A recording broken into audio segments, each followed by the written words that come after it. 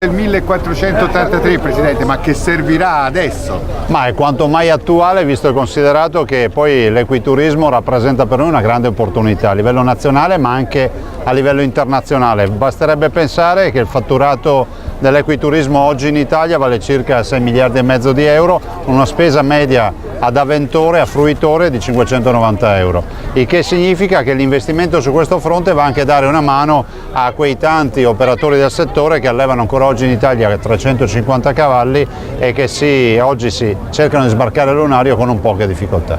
E il nord-est, questa grande zona che ha tanta storia alle spalle della Repubblica Veneta. Repubblica Veneta che ha avuto ovviamente più di 1000 anni di storia, la prima democrazia al mondo, addirittura nella Costituzione repubblicana degli Stati Uniti si fa menzione alla grande democrazia della Repubblica Veneta. C'è anche da dire che i veneti hanno conosciuto fin da subito questo slow visit, questa visita lenta dei territori, e attraverso i cavalli ha una sorta di rievocazione storica ma anche di riscoperta dei nostri territori che sono magnifici.